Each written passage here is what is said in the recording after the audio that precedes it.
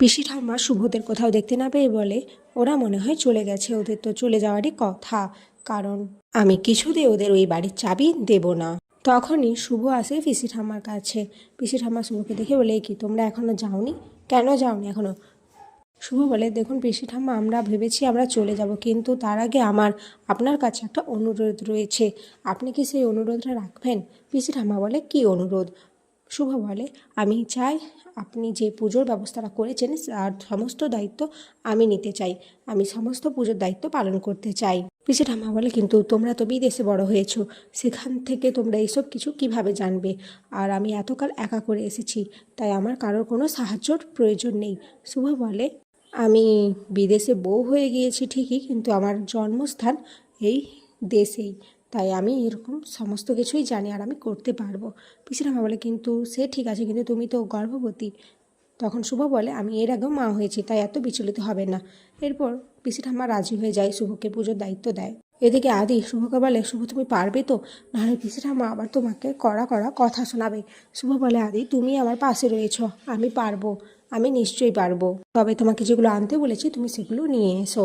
এদিকে আদি চলে যায় নিয়ে আসতে।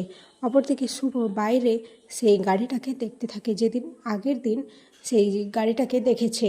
শুভর ডাউট লাগে। শুভ বলে, আমার কেন যেন মনে হচ্ছে এই গাড়িটার কিছু একটা রহস্য রয়েছে, আমাদের যেন ফলো করছে মনে হচ্ছে।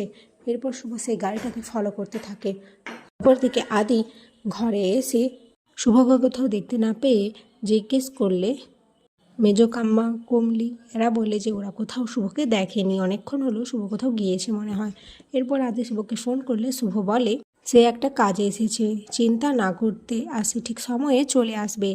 এদিকে পিসি ঠাম্মা পুজোর আয়োজনে দেরি হচ্ছে দেখে চিৎকার চেঁচামেচি করলে ডোনা পিসি ঠাম্মাকে বলে, আপনি নিশ্চয়ই আমাকে বলছেন, দেখুন আমি কিন্তু এসব কিছু জানি না, আমাকে একদম খবরদার আপনি বলতে আসবেন, আমরা এখানে যেচে পড়ে আসিনি, আর আমাদের অতটা অভাব হয়নি যে আমরা একটা হোটেল বুকিং করে থাকতে পারবো না। এদিকে ঋদ্ধি ডোনাকে সামলানোর চেষ্টা করে। অপরদিকে শুভ মোহনাকে ফলো করতে করতে একটা হসপিটালে চলে আসে। আসলে যেই গাড়িটাকে শুভ ফলো করছিল সেই গাড়িটার কারণে মোহনার ছিল। সেই হসপিটালে এসে সে স্বপনের বোনের সাথে দেখা করে। শুভ বলে, কি তুই এখানে? স্বপনের বোন বলে, হ্যাঁ শুভদি, এখানেই তো আমার দাদা ভর্তি রয়েছে। শুভর মনে খটকা লাগে, বলে তার মানে কি মোহনা এসবের সঙ্গে জড়িত? এতটা কাকতালীয়ভাবে কি সব কিছু মিলে যাচ্ছে, নাকি এর পেছনে অন্য কোনো রহস্য রয়েছে? এরপর শুভ বলে স্বপনের সাথে দেখা করার কথা। তখনই স্বপনের বোন বলে যে এখন ভিজিটিং আওয়ার শেষ হয়ে গেছে।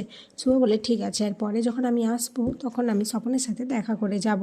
এরপর শুভ মনে মনে ভাবতে থাকে যে মোহনা, তুমি নিশ্চয়ই অন্য কোনো খেলা চালছো, কিন্তু তোমার খেলা আমি শেষ করে দেবো, আগে পিসি ঠাম্মার ব্যাপারটা নিয়ে ভাবি, তারপরে তোমার ব্যাপারটা দেখছি।